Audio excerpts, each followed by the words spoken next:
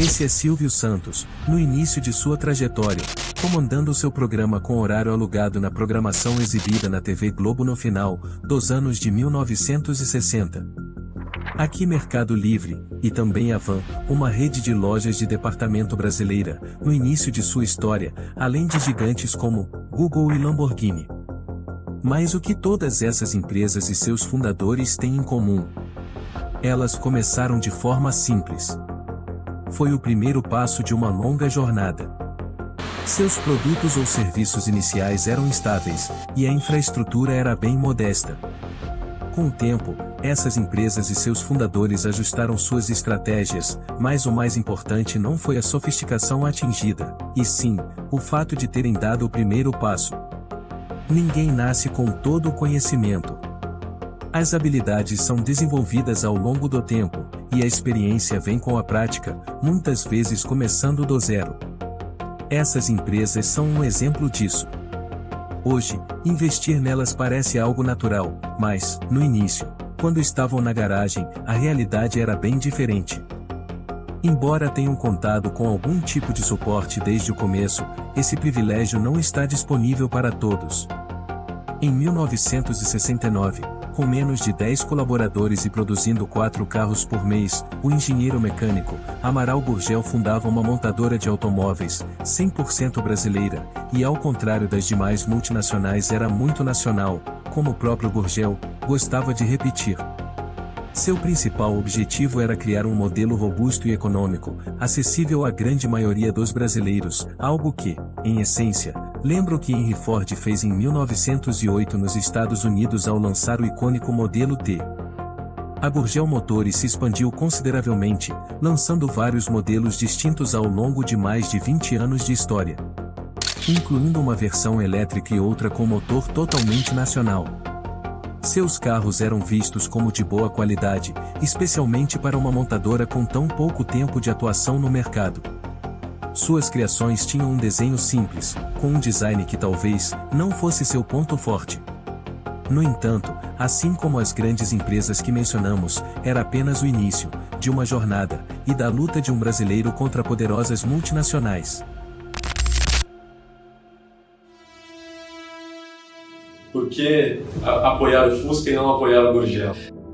E falta pouco para a BYD inaugurar uma fábrica em território nacional. A montadora chinesa GAC oficializou o início das suas operações no Brasil. 5 modelos de carro, 4 elétricos e um híbrido já começaram a ser vendidos. O governo tem incentivado a compra desse tipo de veículo através da isenção de IPVA para carros elétricos e híbridos, o que tem aumentado as vendas.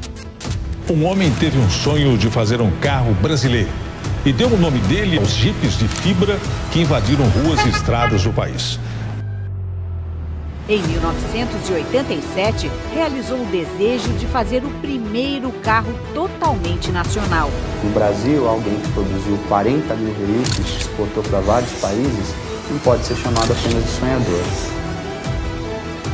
O senhor acha que esse carro elétrico vai substituir ou pode substituir o automóvel convencional? Em grande parte, sim. Na parte de transportes urbanos, ele será um grande substituto do automóvel convencional.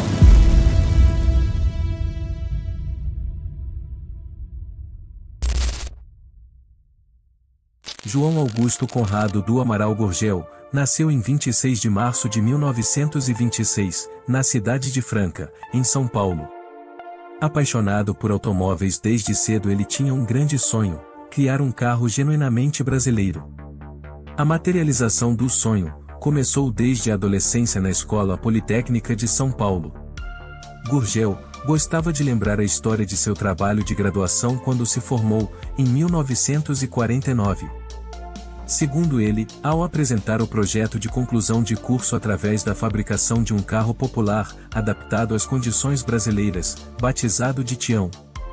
Bom, quer saber, ninguém melhor para contar essa história do que o próprio Gurgel.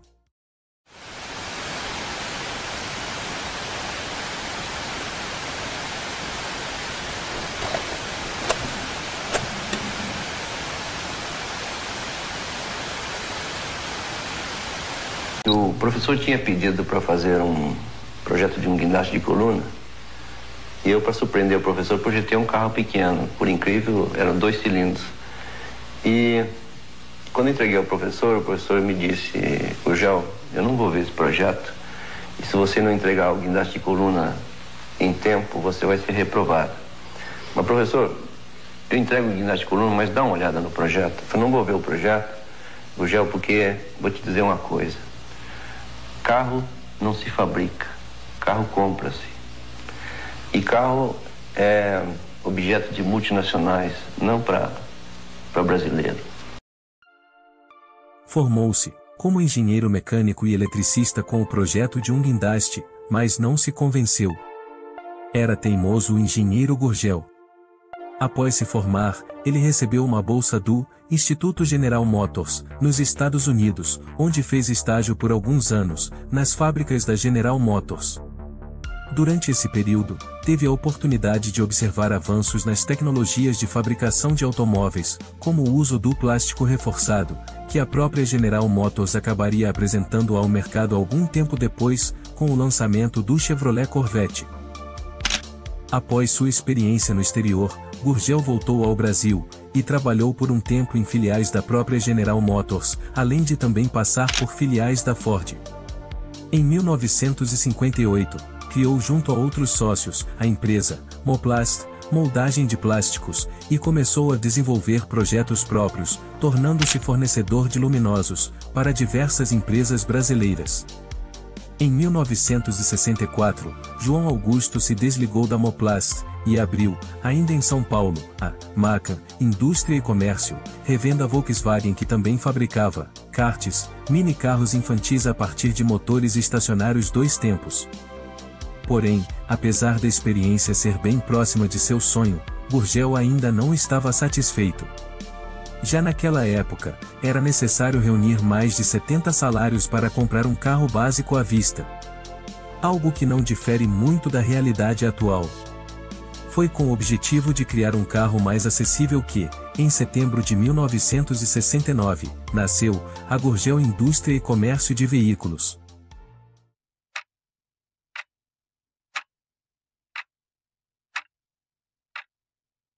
Ainda em São Paulo, na cidade de Rio Claro, teve início a realização de seu sonho. O primeiro carro da marca foi um bug utilitário, apresentado no mesmo ano no Salão do Automóvel de São Paulo, recebendo o nome de Ipanema. Era uma espécie de bug de capota de lona, com design moderno. Usava motor e suspensão de Kombi, mais reforçada que a do sedã VW, feito de plástico reforçado em fibra de vidro.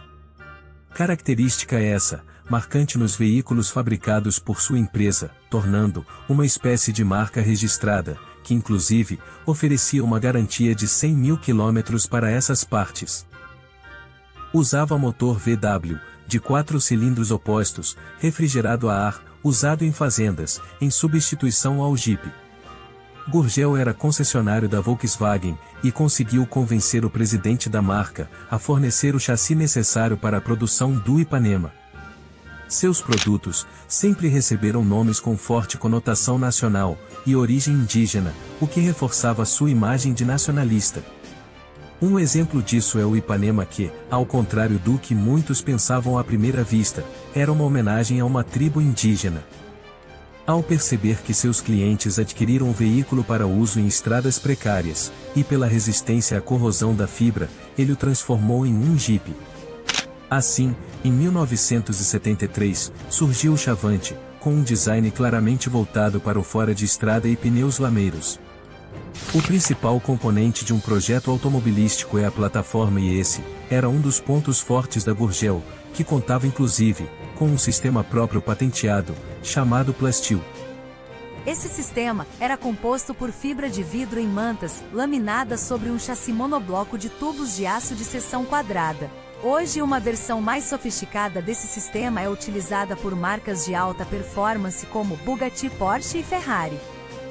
Há relatos de alguns clientes de época que o empresário, na ideia de mostrar a resistência e qualidade construtiva do sistema Plastil, passava a atacar a carroceria dos exemplares, estacionados pelo galpão com marteladas reais, onde a estrutura permanecia sem grandes avarias após os impactos. seguidas por fortes argumentos. Experimente fazer isso em um carro comum, dizia Gurgel. Algumas versões contavam com uma pá retrátil na porta. Em todas, o estepe ficava localizado sobre o capô. A suspensão traseira utilizava um sistema de semi-eixos com retorno limitado por coxins e cintas, além de molas helicoidais. Contava também com o Selectraction, alavancas de freio de mão que possibilitavam frear as rodas motrizes de forma independente, eliminando o efeito do diferencial. Se uma das rodas perdesse tração, toda a força poderia ser transferida para a outra. Um sistema simples, mas eficiente, que foi posteriormente adotado em outros utilitários. O projeto evoluiu e recebeu um novo design em 1974, com o lançamento do Chavante X10, que apresentava linhas mais retas. Gurgel conseguiu inserir o X10 e várias versões posteriores no serviço militar, além de autarquias e empresas estatais. Gurgel gostava de colocar alguns de seus potenciais compradores no banco de passageiros de um determinado modelo, e fazia testes ousados aos arredores da fábrica. Um tipo de pista semelhante às de motocross. Uma forma de provar a robustez e performance de seus veículos em todo tipo de adversidade. Ouça esse relato encontrado de época. Meu primeiro contato com ele, em 1975, foi chocante. Colocou-me no banco de passageiros de um Chavante e passou a fazer diabruras numa pista semelhante às de motocross que havia nos fundos da empresa. Tudo foi um pouco assustador, mas convincente. Meu primeiro carro foi um Chavante XT azul, de 1973. O segundo foi um Chavante X12 1975, ambos de capota de lona. O primeiro carro zero que comprei foi um Tocantins TR 1991, o último de sua linha de montagem, vendido só no ano passado. Todos proporcionaram belas aventuras, pouca manutenção e as melhores lembranças por quilômetro rodado. Bem, luxo e conforto não eram prioridades, mas capota removível e bom desempenho na lama, sim. A ele seguiu-se o Chavante X12, este sim, o modelo de maior sucesso da Gurgel. Tendo sido fabricado por 20 anos, do início até a falência da empresa. Mais curto e alto, também oferecia melhor espaço interno. O X12 serviu como base para o Tocantins, que permaneceu em produção até 1991. Ele apresentava uma capota alta, bancos em concha com almofadas removíveis, guincho manual frontal, opcional, e maior facilidade de acesso. Em 1976, o modelo ganhou uma versão com teto rígido, o TR. Buscando um utilitário robusto e ágil, as Forças Armadas adotaram o veículo. O X12 passou por pequenas modificações até se tornar o Tocantins, por volta dos anos 80. Antes disso, em 1974, a Gurgel deu um passo ousado. Ao apresentar, com apenas 5 anos de mercado, o protótipo do Itaipu, I-150. Esse foi o primeiro carro elétrico, desenvolvido na América Latina a utilizar eletricidade como fonte de propulsão, surgindo muito antes de marcas como Tesla e Toyota.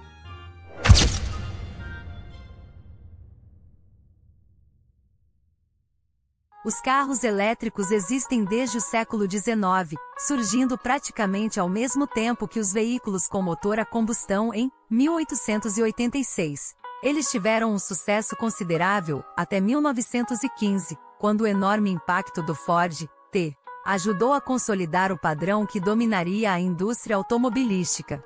Enquanto nos países desenvolvidos os carros elétricos eram apenas tema de estudos futuristas, Amaral Gurgel ousou e concretizou seu projeto pioneiro, tornando-se o primeiro a desenvolver um carro elétrico na América Latina. Com a crise do petróleo no ano anterior, que causou desabastecimento e uma disparada nos preços, poderia haver momento mais oportuno para a apresentação de um Itaipu? É verdade. Quer dizer, às vezes não. O compacto minimalista, com design geométrico e espaço para apenas 2 ocupantes, teve 27 protótipos fabricados. Seu peso total era de 460 kg, sendo que 320 kg correspondiam apenas às baterias. O lançamento se deu no Salão do Automóvel de 1974.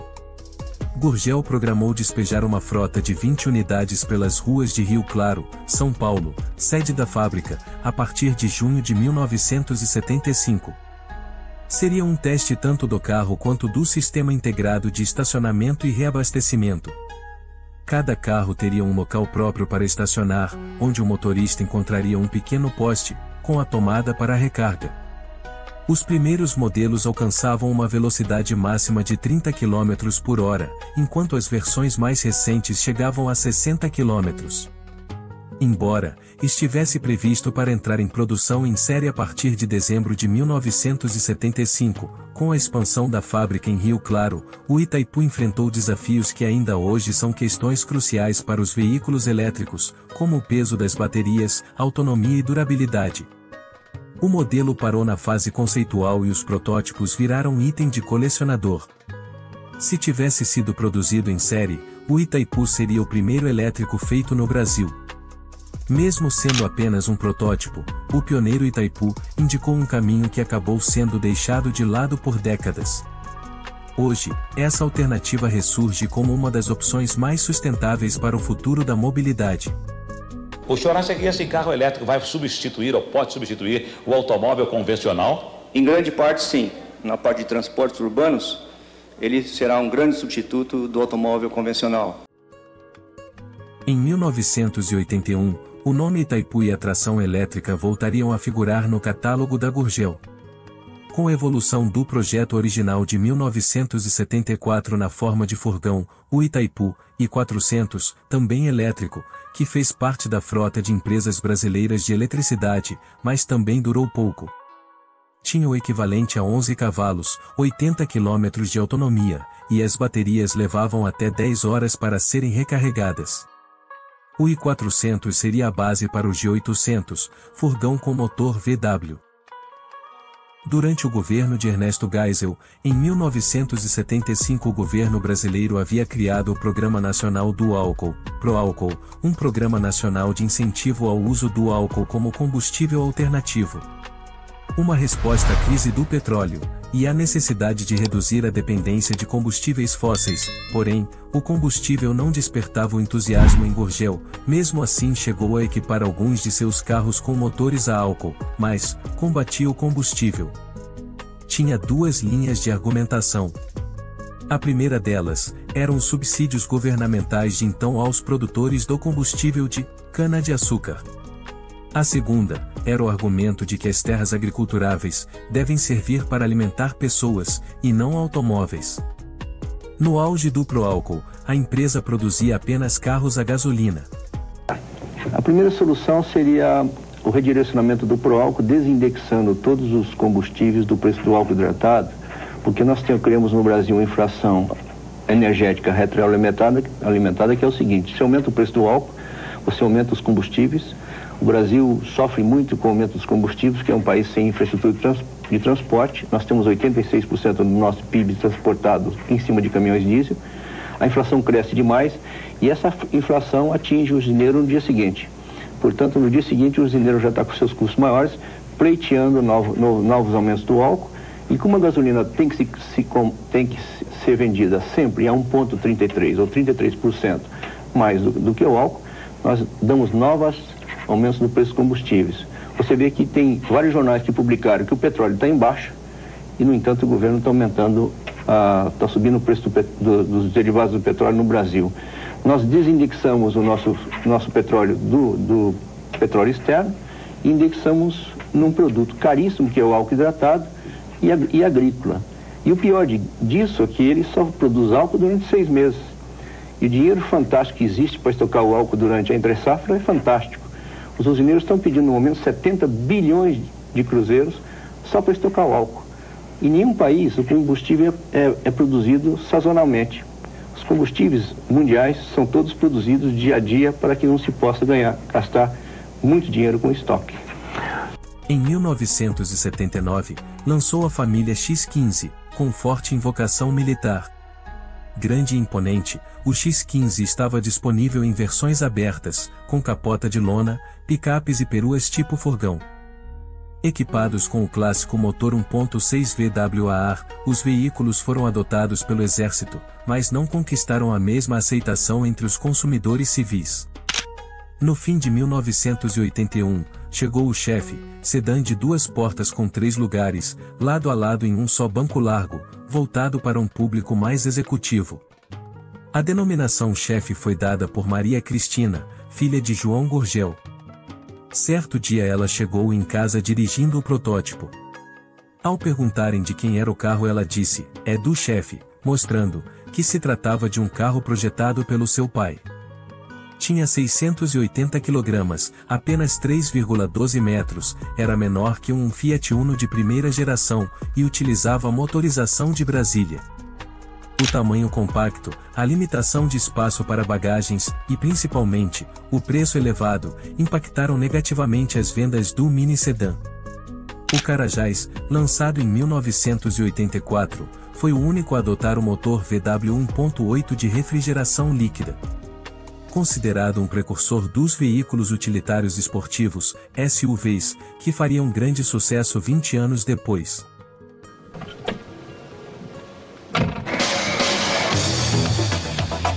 Carajás, único e moderno utilitário brasileiro que atende às mais avançadas soluções de engenharia do mundo. O monobloco em plastil, garantido por 100 mil quilômetros contra a ferrugem, assegura a resistência e durabilidade do Carajás. A suspensão independente nas 4 rodas e freios a disco proporcionam segurança e conforto em qualquer tipo de terreno. O exclusivo sistema de tração Torque Tube do Carajás garante performance e estabilidade absoluta.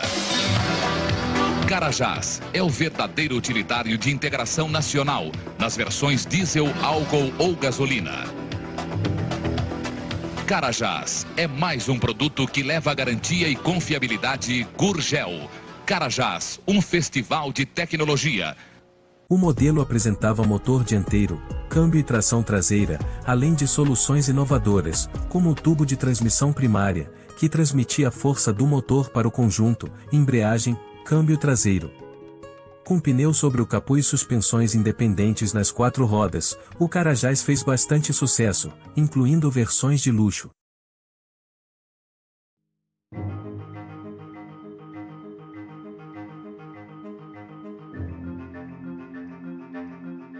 Gurgel era mesmo teimoso. No dia 7 de setembro de 1987 apresentou o Sena, sigla para Carro Econômico Nacional. Era pequeno, usava projeto mecânico próprio, porém com motores VW modificados, 2 cilindros, 650 cm3, com 26 cavalos ou 800 cm3, com 32 cavalos refrigerados a água. À época diziam que era motor de Fusca 1200 ou 1300 cortados ao meio, o que não era verdade.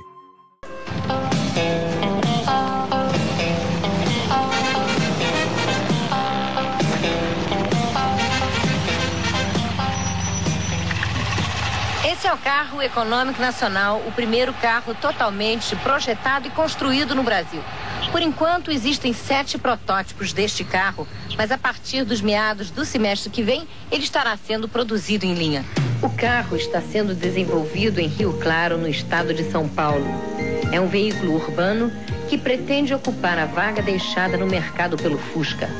Será o mais barato automóvel nacional e pretende ser o mais econômico. Por isso, está sendo projetado para percorrer de 20 a 25 quilômetros com 1 litro de gasolina. Ele é equipado com um motor sem correia de 2 cilindros contrapostos, refrigerado a água. Tem sistema de ignição eletrônica digital que elimina o distribuidor convencional e o platinado. O carro era econômico e atingia 110 km por hora. O nome Senna gerou controvérsias, devido à semelhança com o nome do piloto brasileiro Ayrton Senna, o que levou à reclamação da sua família. Por esse motivo, em 1988, o nome foi alterado, dando lugar ao icônico BR-800. Em 7 de setembro de 1987, os primeiros protótipos desfilavam em Brasília. Um ano mais, o carro está pronto para ser fabricado em série. Um carro simples, econômico, racional, inteligente e, acima de tudo, honesto. Agora que vocês já conhecem o carro, vamos dar uma voltinha?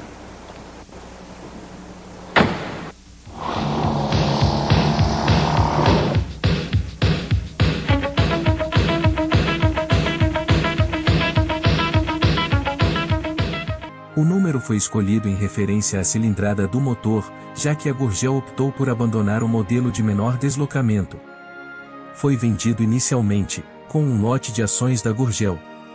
A propaganda estampava uma foto do engenheiro ao lado de sua criação, com o slogan: "Se Henry Ford o convidasse para ser seu sócio, você não aceitaria?" Cerca de 8.000 clientes aceitaram, e se deram bem, pois em 1989 o BR-800 era vendido como ágil. Agora vamos fazer um negócio inédito aqui no Shop Tour. Eu estou apresentando a vocês algumas coisas do Salão do Automóvel e eu fiz questão de parar aqui na Gurgel e apresentar a vocês uma chance única, e acredito será a última talvez, né? De você ser proprietário de uma indústria fabricante de automóveis, que é a Gurgel. Conta essa história de vender ações da Gurgel.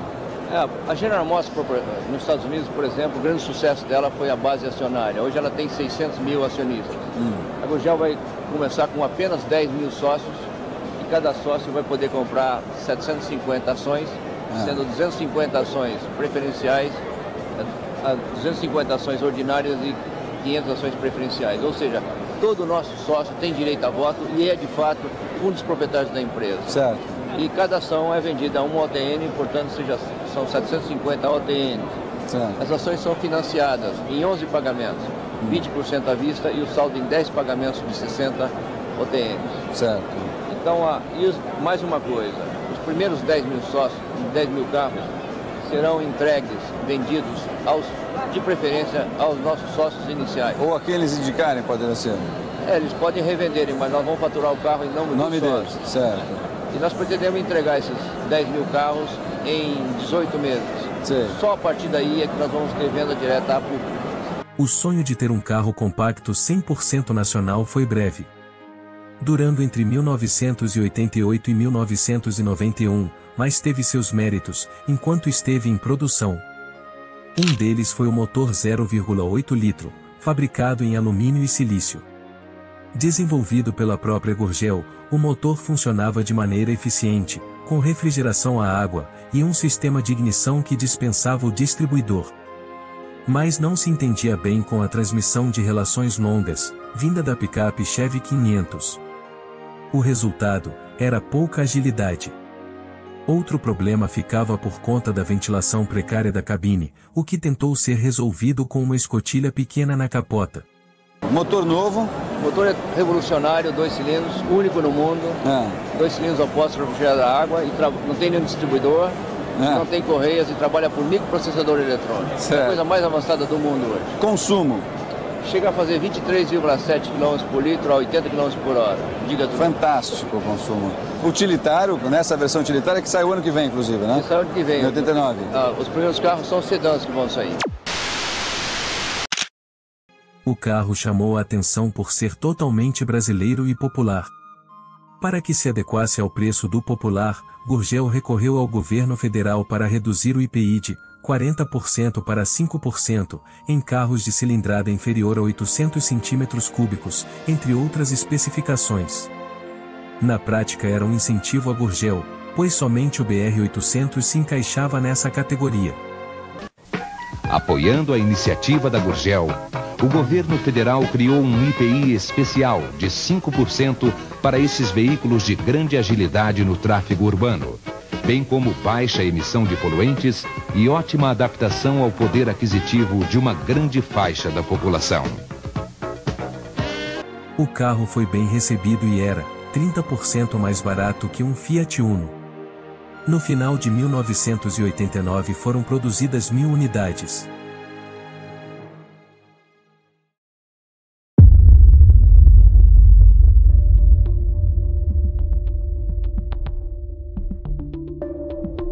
A década de 90, que inicialmente parecia promissora para a Gurgel, acabou tendo o efeito oposto. O governo do presidente, Fernando Collor, reabriu o mercado com o objetivo de facilitar a entrada de modelos mais modernos ao país, o que resultou na chegada de uma onda de fabricantes com modelos bem mais atrativos que o BR-800, e claro, com mais recursos para investir. No entanto, pouco mais de um ano depois, o governo reduziu a alíquota do IPI para veículos com motores até 1.000 cm3 de 40% para 20%. Uma frase no Decreto 99.349 fez toda a diferença: revogam-se as disposições em contrário. Isso significava que a Gurgel passaria a pagar 20% de IPI no seu BR-800, assim como todos os carros com motores até 1.000 cilindradas. Acossado pelo Uno Mille, e sua redução de impostos, começou a perder mercado, uma vez que a Chevrolet, Ford e Volkswagen apostaram alto para o segmento popular. Ironicamente, o BR-800 foi o marco que deu início ao fim da Gurgel, mas isso não explica toda a história. Até hoje, o Brasil continua sendo totalmente dependente de montadoras estrangeiras, uma realidade que foi fortemente incentivada, especialmente durante a década de 90. Essa dependência se mistura com as razões que levaram a Gurgel à falência. Naquele período, com a abertura do mercado para as montadoras internacionais, e a quase total ausência de políticas de proteção ao mercado interno, a Gurgel não apenas enfrentou enormes dificuldades, como acabou falindo. O BR-800 ainda evoluiu para o Supermini em 1992, para rivalizar com a grande concorrência.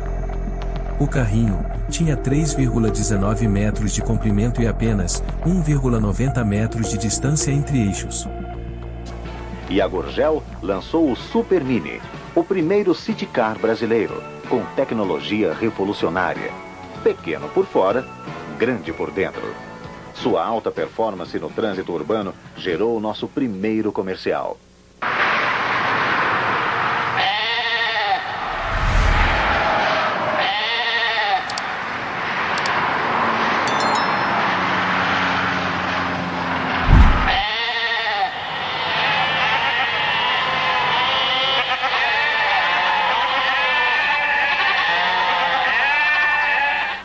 Fuja do rebanho.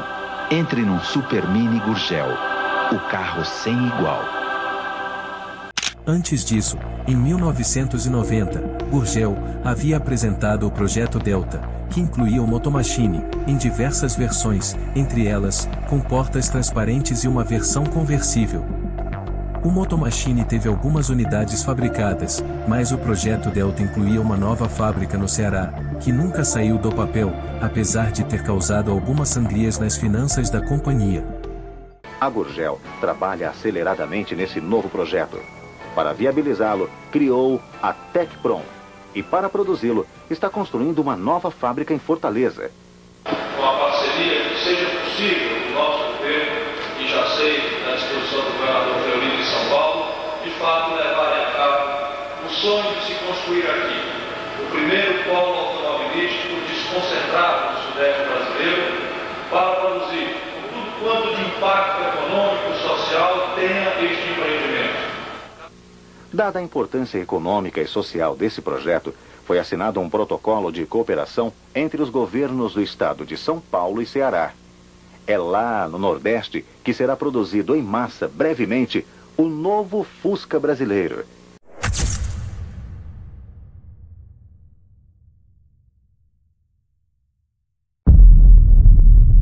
Há diversas versões sobre o desfecho da Gurgel, e uma conclusão definitiva sobre o que realmente aconteceu ainda é incerta. No entanto, algumas fontes indicam que 3 fatores foram determinantes para o encerramento da empresa. Primeiro, a isenção de impostos concedida para veículos com motorização até 1.0, um benefício que favoreceu grandes montadoras. Segundo, a pressão exercida por fabricantes de automóveis sobre fornecedores de autopeças, impedindo que componentes desenvolvidos para determinadas marcas fossem utilizados por outras. Esse bloqueio afetou diretamente a Gurgel, que dependia de peças de diferentes veículos em sua produção. Terceiro, a demora sistemática na liberação de recursos já aprovados pelo BNDES, o que comprometeu os planos para a construção da nova fábrica no Ceará. Em 1993, a produção do X12, o último modelo ainda em linha desde a chegada das montadoras estrangeiras ao Brasil, sofreu uma grande redução. O veículo utilizava componentes da Volkswagen em sua fabricação, mas a rivalidade crescente entre as duas empresas acabou comprometendo essa parceria. Em meados do mesmo ano, o fim da fabricante nacional estava próximo, a Gurgel entra em concordata. A última tentativa de salvar a marca, e a fábrica, foi o pedido de empréstimo de $20 milhões ao governo federal para manter a fábrica operando, mas esse pedido foi negado. A Gurgel era famosa, tinha 1.250 pessoas que trabalhou aqui, multiplicado por 5 pessoas. Quanta gente não dependeu disso? Então era um orgulho. De repente ela fechou, né? Então dá a impressão que a cidade ficou com vergonha. E a situação foi piorando cada vez mais. E acho que por 2 ou 3 vezes ele se abriu mais. Teve um dia que ele sentou numa cadeira suja lá e chorou no último barracão. Aqui na frente também um dia ele começou a chorar, reclamar e tal. Teve umas 3, 4 ocasiões desse tipo. Aí puxava assunto de outras coisas para animar ele, sempre dizendo que ia conseguir. A gente produziu o carro do nada, fazia dinheiro para pagar funcionário, a gente fez um monte de tentativa. Ele dizia que tinha 1000 soluções e 1000 problemas, sabe encaixar, não conseguiu. A partir daí foi rápido o processo de decadência. Sem recursos para concluir as linhas de fabricação e dar início à produção do Delta, além de enfrentar dificuldades para honrar compromissos com fornecedores, a Gurgel entrou com pedido de concordata no ano seguinte. Posteriormente, após sucessivas tentativas de obter apoio governamental, incluindo solicitações enviadas à Presidência da República, a resposta oficial veio em fevereiro de 1994, quando o então antigo Ministério da Indústria, Comércio e Turismo se manifestou contra qualquer tipo de aporte financeiro à empresa, fosse por meio de empréstimos ou participação societária. Diante desse cenário, o pedido de falência foi finalmente formalizado.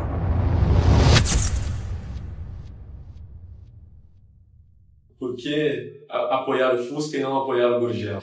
Quando ele pediu o nosso apoio, nós não tínhamos condição. Ele o que? Não, mas o Fusca ele não deu dinheiro, não é Volkswagen? O Fusca nós não entregamos dinheiro. Apenas, nós apenas relançamos, mas as montadoras é que montaram o Fusca. Foi isenção de qualquer contribuição do governo, a não ser as isenções, que nós oferecemos também ao Gurgel. Ele tinha a isenção de imposto, ele tinha, ele estava querendo recurso. Não há como comparar, por favor. Apesar disto, João Augusto não parou de produzir projetos. Construiu um protótipo rústico para exportar para a China, projetou o Super Mini SL, para substituir o Super Mini BR, com maior distância entre eixos, vão livre do solo e altura interna, novo painel, teto solar de lona e carroceria alterada. Embora suas atividades tenham se estendido até setembro de 1996, poucas eram as chances de recuperação.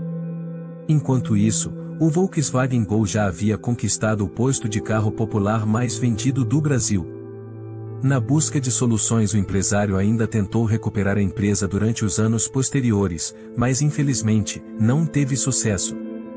Apesar de todas as dificuldades, ele ainda desenvolveu mais um veículo, seu último projeto, o peculiar Motofour. Concebido como uma ponte entre automóvel e motocicleta, o protótipo aproveitava a mecânica e a estrutura do Delta, mas com menor largura e paralamas salientes. O Motofour não tinha capota, para-brisa, portas ou qualquer outra proteção lateral. Utilizava motor, 2 cilindros, com 792 cm3, o mesmo que equipava o BR-800 e o Super Mini. Alguns anos depois, com a doença de seu fundador, a marca foi abandonada.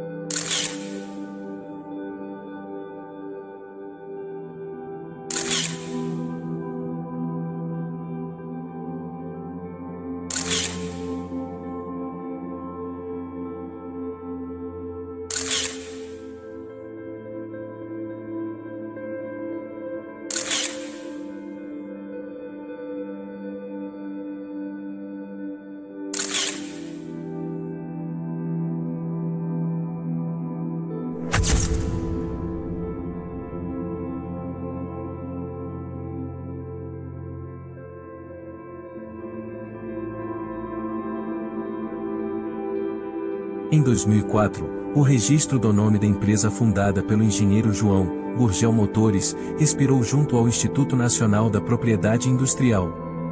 A marca, incluindo o logotipo, foi adquirida pelo empresário Paulo Emílio Lemos, de Presidente Prudente, São Paulo, por R$ 850. Em 2009, João Augusto Conrado do Amaral Gurgel falecia aos 82 anos, depois de mais de uma década prostrado pelo mal de Alzheimer.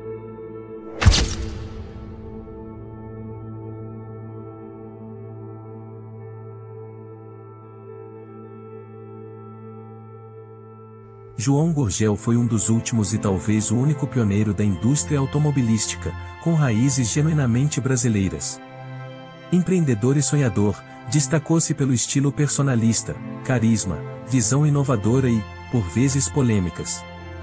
Criou o BR-800, o primeiro automóvel totalmente nacional, que mais tarde evoluiu para o Super Mini. Muito antes da tendência atual dos carros com visual fora de estrada, conquistou sucesso com jipes de fibra de vidro, equipados com tração traseira e mecânica VW. De sua fábrica, que começou na Avenida do Cursino, em São Paulo, e depois se estabeleceu em Rio Claro, ainda em São Paulo, produziu cerca de 40 mil veículos ao longo de quase 25 anos de operação contínua. A marca expandiu seu alcance e exportou automóveis para diversos países da América Latina, como Nicarágua, Jamaica e Panamá, além de mercados distantes, como a Arábia Saudita.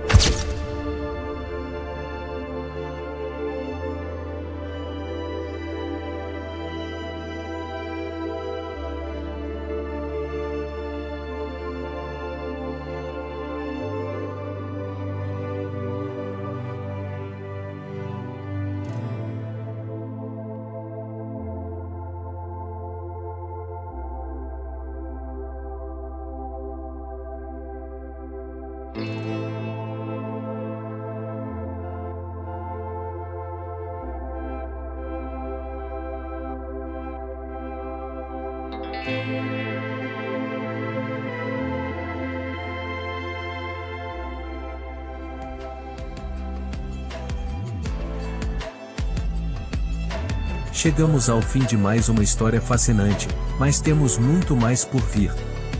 Se você curte conhecer os bastidores dos carros que marcaram época, inscreva-se no canal History Premium e ative o sininho para não perder nenhuma novidade. Aqui, você vai sempre encontrar conteúdo exclusivo e histórico sobre os maiores ícones do automobilismo, de suas trajetórias e dos visionários que ajudaram a moldá-los. Não perca a chance de continuar essa jornada com a gente. Eu sou Alexandre Henrique e obrigado por assistir History Premium. Até a próxima.